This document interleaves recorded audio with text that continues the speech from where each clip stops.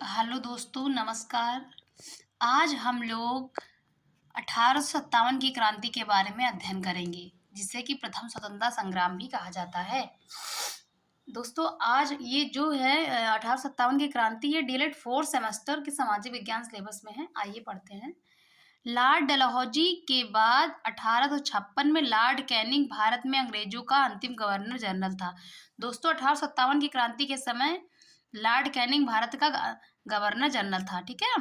1856 तक गवर्नर जनरलों ने अपनी विभिन्न नीतियों के कारण भारत पर विजय लगभग पूर्ण कर ली थी। भारत में विदेशी शासन छल बल, सैन्य बल तथा अर्थ बल पर टिका हुआ था, किंतु 1757 में प्लासी युद्ध के समय से ही किसानों, कारीगरों, शिल्पकारों, राजाओं और सिपाहियों व अंग्रेजों के बीच विवाद उत्पन्न होने लगा। इसके पूर्व भी समय समय पर देश के विभिन्न भागों में निम्नलिखित विद्रोह हुए। सन्यासियों एवं फकीरों द्वारा धार्मिक पुनरुत्थान के लिए बंगाल का विद्रोह, सिपाहियों का विदेशी शासकों एवं विदेशी प्रशासन के विरुद्ध विद्रोह, मध्य भारत प्रदेश में भील, बंगाल बिहार में संथालों, उड़ीसा में कोल, गौंड तथा मेघालय की खासी आदि जनजातियों का अंग्रेजों के शोषण के विरुद्ध विद्रोह। लेकिन लेकिन इन विद्रोहों के स्थानीय होने के कारण तथा पारस्परिक समन्वय के अभाव के कारण अंग्रेजों द्वारा आसानी से इनका दमन कर दिया गया। इसके बावजूद अंग्रेजों की दमन नीति के खिलाफ भारतीय क्रांतिकारियों का विद्रोह जारी रहा और सन 1857 में व्यापक रूप से विद्रोह की योजना बनाई गई। अंग्रेजों के खिलाफ इस प्रकार के विद्रोह को सन 1857 की क्रांति के नाम से जाना जाता है। इस जन असंतोष ने उत्तर तथा मध्य भारत में ब्रिटिश राज को कुछ समय के लिए लगभग समाप्त कर दिया था। सन 1857 की क्रांति लगभग 150 वर्षों में अंग्रेज शासकों ने सभी भारतीय संस्थाओं में राजनैतिक, धार्मिक, सामाजिक, न्यायिक दखल दिया। इससे भारत में प्रभुत्व वर्ग वालों को सीधे ठेस पहुंची और शासक एवं जनता के बीच संदेह का माहौल बन गया। सन 1857 की निम्नलिखित कारण थे, बहुत इंपॉर्टेंट है दोस्तों ये। पहला कारण है आर्थिक कारण। ब्रिटिश औपनिवेशिक शक्ति भारतीय उपनिवेशियों की अर्थव्यवस्था को अपनी अर्थव्यवस्था का पूरक समझ रही थी। अर्थात भारत उपनिवेश राज्य इंग्लैंड विदेशी साम्राज्य को आवश्यकता अनुसार अपना कच्चा माल कपास नील देता। इस कच्चे माल से मशीनों से ज्यादा सस्ती वस्तुएं बनाकर हमारे देशवासियों को ऊंचे मूल्य पर बेचते थे। कौन? इंग्लैंड के विदेशी साम्राज्य। ऊंची दरों पर करों के कारण भारतीय वस्त्र उद्योग निर्यात बहुत प्रभावित हुआ। भारतीय शिल्प की दशा बिगड़ती गई। अंग्रेजों ने इसके विकास के लिए बिल्कुल ध्यान नहीं दिया। आगे बढ़ते हैं दोस्तों। आर्थिक कारण में और कौन कौन से कारण हैं? अंग्रेज शासकों ने भारतीय कुटीर उद्योग को तहस नहस कर दिया। इससे भारत के उद्योग की स्थिति शीघ्र क्षीण हो गई और भारतीय कारीगरों की दशा खराब होती चली गई। अकाल एवं गरीबी के कारण किसानों में असंतोष था। बढ़े हुए लगान वसूलने के कारण किसान क्षुब्ध थे। सेना से हटाए गए सैनिक भी अंग्रेजों के शत्रु हो गए। शिक्षित भारतीयों को उच्च पदों पर नहीं नियुक्त किया जाता था। उन्हें अंग्रेज कर्मचारियों की तुलना में बहुत कम वेतन भी दिया जाता था। आगे देखेंगे दोस्तों। दूसरा कारण है राजनीतिक कारण। यद्यपि भारत में राजनीतिक सत्ता वास्तविक रूप में अंग्रेजों के हाथ में थी, फिर भी शासन दिल्ली के मुगल, बहुत इंपॉर्टेंट है, उस समय दिल्ली का मुगल सम्राट कौन था? उस समय दिल्ली का मुगल सम्राट था बादशाह के नाम से, मुगल बादशाह के नाम से जाना जाता था। वह दिल्ली की एकता का प्रतीक था। अंग्रेजों ने तत्कालीन मुगल सम्राट कौन था दोस्तों? बहादुर शाह जफर। कौन था? बहादुर शाह जफर। बहुत इंपॉर्टेंट है कि क्वेश्चन पूछा जाता है कि 1857 की क्रांति के समय दिल्ली का शासक कौन था? तो बहादुर शाह जफर के साथ अपमानजनक व्यवहार किया। 1835 में कंपनी के सिक्कों से मुगल सम्राट का नाम हटा दिया गया। दूसरा है लॉर्ड डलहौजी ने विलय नीति के तहत देशी राज्यों को ब्रिटिश साम्राज्य में किसी न किसी बहाने मिलाया जाता था। इससे सभी देशी राज्य आतंकित हो गए, उनका अस्तित्व भी संकट में पड़ गया। अंग्रेजी शासक एक पक्षीय निर्णय लेते थे, जिससे उनका विदेशीपन एवं नीयत सुस्पष्ट हो गई। इस नीति के कारण सितारा, झांसी, नागपुर और दूसरे राज्य अंग्रेजों के कब्जे में आ गए। डलहौजी ने पेशवा बाजीराव के दत्तक पुत्र, कुछ इस क्वेश्चन इंपॉर्टेंट है कि बाजीराव के दत्तक पुत्र कौन थे? तो नाना साहब। कौन थे? नाना साहब। नाना साहब की वार्षिक पेंशन भी बंद कर दी थी, जिससे नाना साहब तथा अन्य राज्य अंग्रेजों के कट्टर शत्रु हो गए। आगे देखते हैं दोस्तों। डलहौजी ने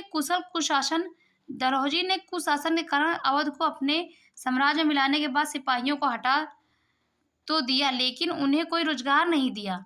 इससे उनके मन में अंग्रेजों के प्रति नफरत हो गई। एक कारण ये भी था दोस्तों। अंग्रेजों द्वारा जमींदारों तथा तालुकेदारों को भूमि का मालिक बनाया गया और उन्हें मनमानी लगान वसूलने की छूट दी गई, जिसके कारण किसानों में असंतोष था। ब्रिटिश राज्य प्रणाली भारतीय कानून की अनदेखी करती थी। वह प्रणाली भारतीयों के लिए बड़ी खर्चीली, पेचीदी और लंबी प्रक्रिया वाली थी। इसके अलावा भारतीय शासन में ऊंचे पद प्राप्त नहीं कर सकते थे। भारतीय शासन में ऊंचे पद नहीं प्राप्त कर सकते थे, उनकी योग्यता का आदर नहीं होता था, जिससे भारतीयों के बीच अविश्वास एवं व असंतोष बढ़ता गया। अंग्रेजों द्वारा लगाए गए तमाम तरह के बंधन और अपमान भारतीयों के लिए असह्य हो गए थे। अब देखेंगे दोस्तों लोग तीसरा कारण, सामाजिक और धार्मिक कारण। अंग्रेज भारत की अशिक्षा, सामाजिक अनेकता तथा व्याप्त कुरीतियों के साथ साथ आर्थिक पिछड़ेपन पर भी शासनाधिकार स्थापित करने से भारतीयों को तुच्छ समझते थे। आगे देखते हैं दोस्तों हम लोग। सामान्य लोगों को पाश्चात्य शिक्षा दिलाना, भारतीयों को ईसाई बनाने की अंग्रेजों की चाल समझ जाने लगी। अंग्रेजों द्वारा प्रारंभ की गई रेल और डाक व्यवस्था को भारतीयों ने अपने धर्म के खिलाफ तथा ईसाई धर्म के प्रचार प्रसार की चाल समझा। ईसाई मिशनरी हिंदू और मुसलमानों का धर्म परिवर्तन करने लगे तथा हिंदू धर्म तथा इस्लाम की खुली निंदा करने लगे।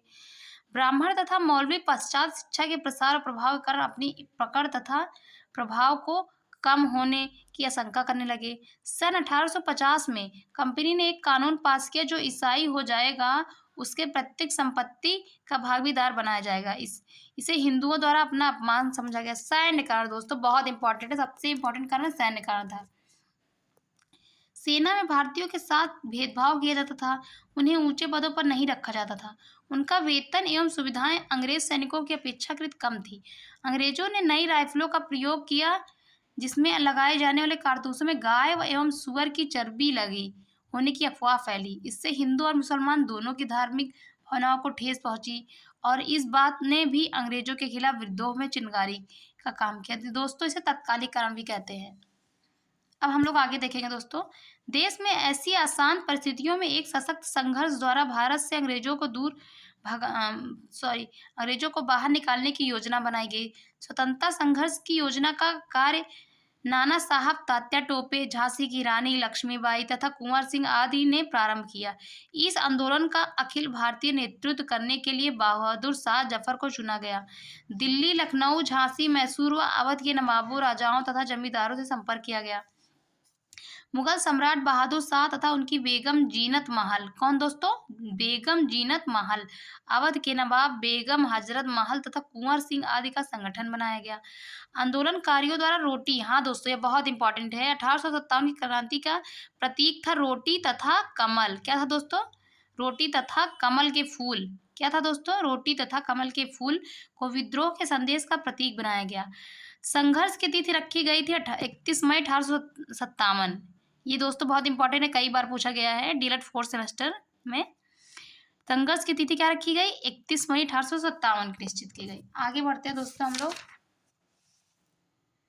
अब हम लोग देखेंगे क्या कहते हैं क्रांति की प्रमुख घटनाओं में उत्तर प्रदेश का योगदान। बैरकपुर में, सबसे पहले कहाँ दोस्तों? बैरकपुर में लॉर्ड कैनिंग ने चर्बी युक्त कारतूस के प्रयोग के लिए भारतीय सैनिकों के साथ धोखाधड़ी की।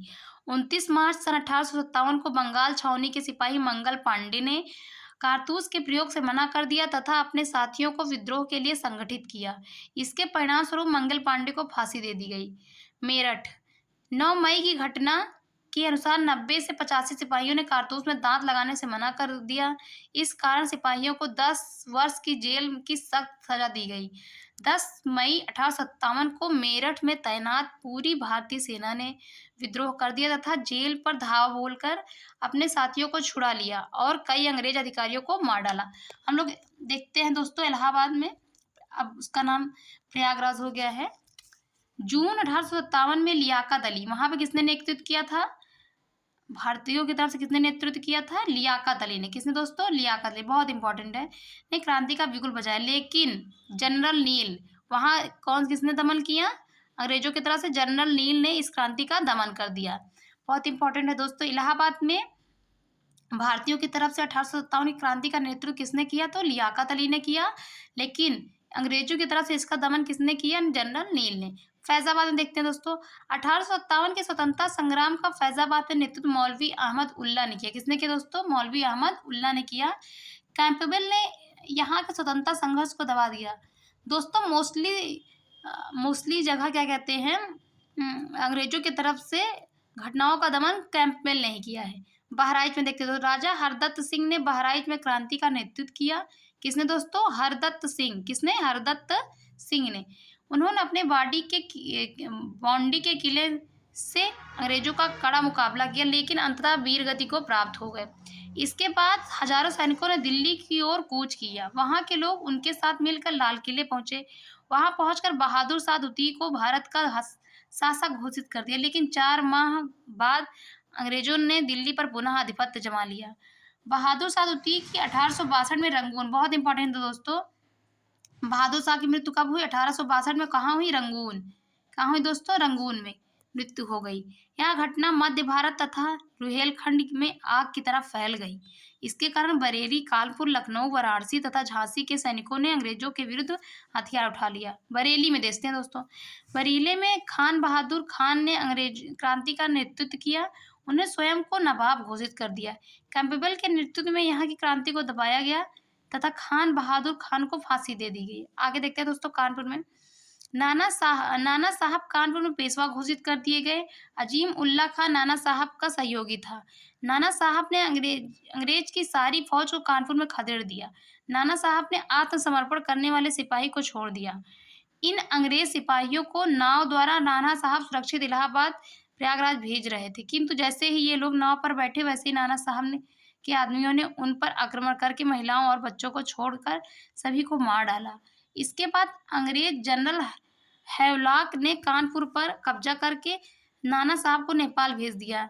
नाना साहब के बाद जनरल तात्या टोपे ने कानपुर की कमान संभाली, किंतु उनके आदमियों ने उनके साथ विश्वासघात किया, जिसके कारण 1859 ईस्वी में तात्या टोपे को फांसी दे दी गई। आगे देखते हैं दोस्तों, लखनऊ में देखते हैं, अवध की राजधानी लखनऊ। अवध की राजधानी क्या थी दोस्तों? बहुत इंपॉर्टेंट है। अवध की राजधानी क्या थी दोस्तों? लखनऊ थी। कि लखनऊ की क्रांति की बागडोर वाजिद अली शाह की बेगम हजरत महल ने संभाली थी। ये क्वेश्चन दोस्तों डीएलएड 4th सेमेस्टर में पूछा गया है प्रीवियस ईयर में, कि लखनऊ में 1857 की क्रांति का भारतीयों की तरफ से किसने नेतृत्व किया था? बेगम हजरत महल ने। क्रांतिकारियों ने रेजिडेंसी का घेराव कर लिया। अंत में अंग्रेजों द्वारा का लखनऊ पर आधिपत्य हो गया। बाद में बेगम हजरत महल नेपाल चली गई। अब हम लोग देखते हैं दोस्तों आजमगढ़। आजमगढ़ में स्वतंत्रता संग्राम का नेतृत्व बाबू कुंवर सिंह ने किया।